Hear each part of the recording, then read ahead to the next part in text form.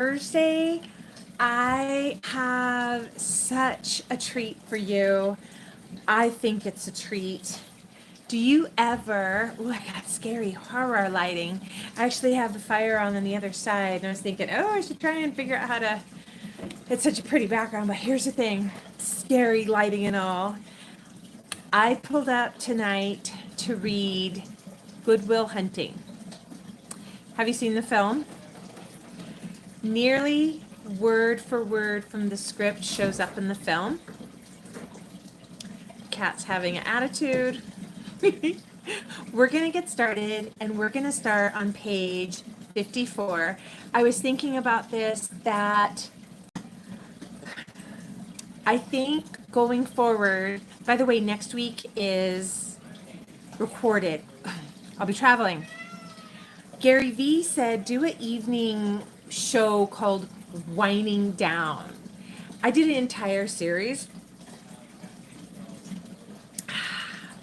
My cab stabbed ears on Wine Wednesdays, where I reviewed every $10 bottle there is. That has nothing to do with Good Will Hunting. Have some water. Okay. Okay. We're going to start page 54. It's right here in front of me. You're like, where's your glasses? Ay, ay, ay. Oh, excuse me. Yeah, guys, I'm tired. It's super rainy and stormy. Super rain. Rain hard all day. I love it. That's why I have the fire on. I think going forward, I will post in the community board, you know, we post a little picture on YouTube. I will post a link to what we're reading and the pages so that you can read along too. Oh, speaking of read along, do you want to read live with me? Tell me. You have to DM me ahead of time. And then if you have a script you want read or you want to ask for something to be read, tell me. So, excuse the yawn. How do you like that? One sip of wine and I'm done. Anywho, I think it's the rain makes me sleepy. We are on page 54. Good Will Hunting. We're starting at the top of the page. It says cut to interior. Just in case you don't know, Sean is played by Robin Williams, and it is an epic performance. Epic. Sean's office day. Will strolls into the office. Will, played by Matt Damon. Will strolls into the office. Sean is waiting there behind his desk. He seems different, more calm. Will and Sean stare at each other for a long moment. Will, you again? How's the painting coming? Sean stands up, says, come with me. Cut to the exterior of the Boston Common minutes later. Sean and Will sit in the bleachers at the mostly empty park. They look out over a small pond in which a group of school children on a field trip ride the famous swan boats. Will, so what's with this place? You have a swan fetish? Is this something you'd like to talk about? And Sean says, I was thinking about what you said to me the other day about my painting. I stayed up half the night thinking about it, and then something occurred to me, and I fell into a deep, peaceful sleep. And I haven't thought about you since. You know what occurred to me? Will says, no. Sean says, you're just a boy. You don't have the faintest idea what you're talking about. And Will, why, thank you. Sean says, you've never been out of Boston. And Will says, no. Sean says, so if I asked you about art, you could give me the skinny on every art book ever written. Michelangelo? You know a lot about him, I bet. Life's work, criticisms, political aspirations. But you couldn't tell me what it smells like in the Sistine Chapel. You've never stood there and looked up at that beautiful ceiling. And if I asked you about women, I'm sure you could give me a syllabus of your personal favorites. And maybe you've been laid a few times too. But you couldn't tell me how it feels to wake up next to a woman and be truly happy. If I asked you about war, you could refer me to a bevy of fictional and non-fictional material, but you've never been in one. You've never held your best friend's head in your lap and watched him draw his last breath, looking to you for help. And if I asked you about love, I'd get a sonnet, but you've never looked at a woman and been truly vulnerable, known that someone could kill you with a look, that someone could rescue you from grief, that God put an angel on earth just for you, and you wouldn't know how it felt to be her angel, to have the love be there for her forever, through anything, through cancer. You wouldn't know about sleeping, sitting up in a hospital room for 2 months holding her hand and not leaving because the doctor could see in your eyes that the term visiting hours, it's not for you. And you wouldn't know about real loss because that only occurs when you lose something you love more than yourself, and you've never dared to love anything that much. I look at you and I don't see an intelligent, confident man. I don't see a peer, and I don't see my equal. I see a boy. Nobody could possibly understand you, right, Will? Yet you presume to know so much about me because of a painting you saw. You must know everything about me. You're an orphan, right? Will nods quietly, and Sean continues. Do you think I would presume to know the first thing about who you are because I read Oliver Twist? And I don't buy the argument that you don't want to be here because I think you like all the attention you're getting. Personally, I don't care. There's nothing you can tell me that I can't read somewhere else unless we talk about your life, but you don't want to do that. Maybe you're afraid of what you might say. Sean stands. It's up to you. And Sean walks away. Construction site day. Will and Chucky doing demo at the site. They throw cinder blocks out a window into a pile. They are filthy. Cut to South Boston Street at night. Rain pounds South Boston. Chucky sits with the Cadillac idling, humming to the radio. Morgan and Billy sit in the back sharing a case of beer, and Will is at a payphone. Interior Skylar's room at night. Skylar. Hello? Will hangs up and runs back to the car, soaked from the rain. Chucky says, who'd you call? And Will, no one. I didn't have the number. And Morgan, what are you, retarded? You went all the way out there in the rain and you didn't have the number? Will, no, it was your mother's 900 number. I just ran out of quarters. Laughter as Chucky pulls away from the curb. Morgan, why don't we get off Mother's? I just got off yours. There is a long moment of silence in response to Morgan's attempt at levity, and then laughter. Billy, you're a pretty funny guy. Here, have a nickel. Billy whips his empty beer can off of Morgan's head. Morgan, keep messing with me and watch what happens. Billy, all right then.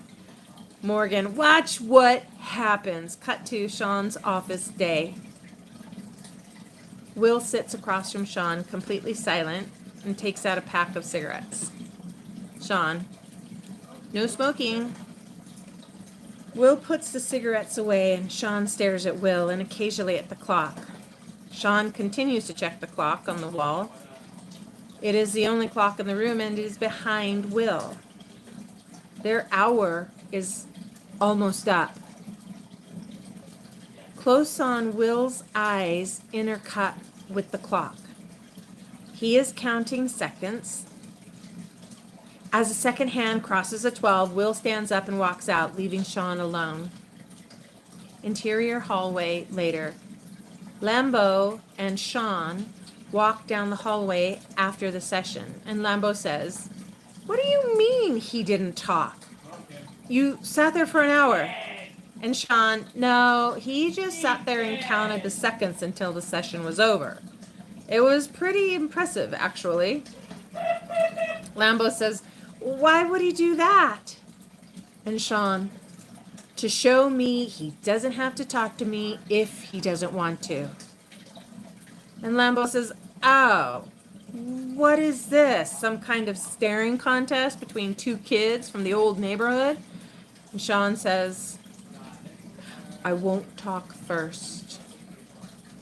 Exterior Will's apartment, evening. Chucky drops Will off at his apartment and watches him walk up the steps.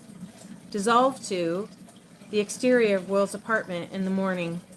Chucky pulls up to the curb and walks up to the steps to Will's front door. After a beat, Will emerges. They get back in the car. Cut to construction site day. Will and Chucky at work. Chucky shows Will how to be a man. Interior, the L Street Bar and Grill, South Boston night. The bar is a bit more crowded than usual, and Will and Chucky walk back to their table carrying beers. They pass a table of girls, local regulars, just getting as bombed as the guys.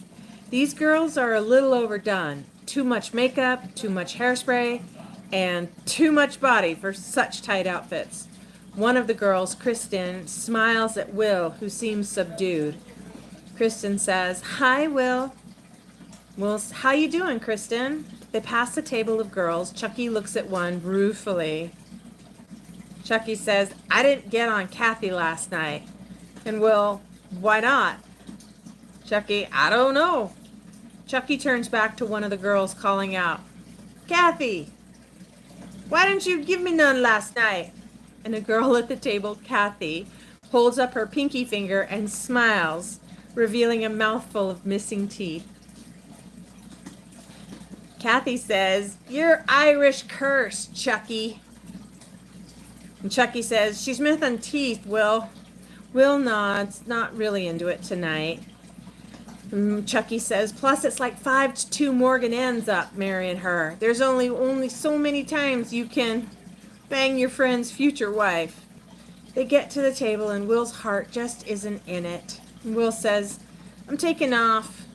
And they're all, we're going late tonight. And Will says, I'm tired.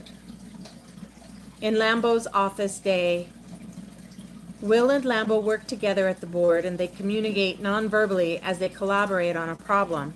And after a particularly amusing series of number, they share a look and laugh. Cut to the interior office, Sean's day. Will and Sean sit in silence. A long moment passes. Sean casually reclines in his chair, disinterested, and Will restlessly looks around the room and then back to Sean. An odd half smile crosses Sean's face after a moment. Will says, you know, I was on this plane once, and I'm sitting there, and the captain comes on and is like, we'll be cruising at 35,000 feet, and does his thing. And then he puts the mic down, but forgets to turn it off. Then he says, man, all I want right now is a blowjob and a cup of coffee. So the stewardess goes running up towards the cockpit to tell him the mic's still on. And this guy in the back of the plane goes, don't forget the coffee. And Sean says, you've never been on a plane. And Will, I know, but the joke's better if I tell it in the first person. Beat goes by. And Will says, I have been laid, you know. Sean smiles. Yeah? You got a lady now? Will, yeah, I went on a date last week. Sean says, how'd it go? Will says, fine. And Sean says, well, you gonna go out again? Well, I don't know. Sean, why not? Will, I haven't called her. Sean says, you're an amateur. And Will says, I know what I'm doing. She's different from the other girls I met, and we have a really good time. She's smart, and she's beautiful, and fun. And Sean says, so call her up. And Will, why? So I can realize she's not so smart, that she's boring? You don't get it, right? Now she's perfect. I don't want to ruin that. And Sean says, And right now, you're perfect too. Maybe you don't want to ruin that. And Will says nothing. Sean continues, well, I think that's a great philosophy, Will. That way you can go through your entire life without ever having to really know anybody. And Sean looks directly at Will, who looks away for a beat. And Sean continues, my wife used to turn the alarm clock off in her sleep. I was late for work all the time because in the middle of the night she'd roll over and turn the damn thing off. And eventually I got a second clock and put it under my side of the bed, but it got to where she was getting to that one too. She was afraid of the dark, so the closet light was on all night. And the thing that kept me up half the night. Eventually I'd fall asleep out of sheer exhaustion and not wake up when I was supposed to because she'd have already gotten to my alarms. Will smiles and takes a beat. Sean says, my wife's been dead for 2 years, Will. And when I think about her, those are the things I think about most. Little idiosyncrasies that only I knew about. Those made her my wife. And she had the goods on me too. Little things I do out of habit. People call these things imperfections, Will. And we get to choose who we're going to let out weird little worlds. You're not perfect, and let me save you the suspense. This girl you met isn't either. The question is whether or not you're perfect for each other. You can know everything in the world, but the only way you're finding that one out is by giving it a shot. You sure won't get the answer from an old like me. And even if I did know, I wouldn't tell you. Will smiles. Why not? You've told me every other thing. You talk more than any shrink I ever met.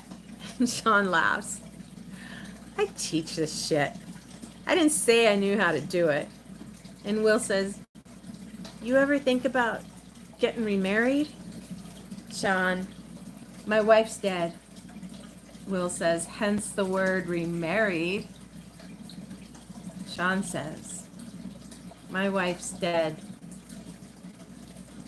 Will says, well, I think that's a wonderful philosophy, Sean. That way you can go through the rest of your life without having to really know anyone. It's a beat. Sean smiles. And he says, time's up. And so is ours. Oh my gosh. It's so good. It's so good. And yes, you're right. That was more than 3 pages. I just read 3 pages-ish out of Good Will Hunting just to demonstrate the beauty of the word, that it is a fun game to read the script and watch the film. Next week, I will be sure, Scout's Honor, to put the community note up first so you know what script we're reading, and I will give you a link to read it. And by the way, next week is recorded. My apologies, because I'm traveling again. I've had so many midweek work days out of town. Blessed for the work, but here's the thing. Please read a script. Please read it out loud. And read it and then watch the film. And like Gary Vee talked about having a winding down series, I won't. But from my cab sav to yours, cheers. Let me know next week. Leave me a message, a comment about what do you want to hear read, what do you want to read, and we'll do it together. DM if there's something specific, and DM if you want to come on and read as well. All right, guys. Thank you so much for joining. I hope you enjoyed Good Will Hunting. I will see you in the next one. Bye, guys.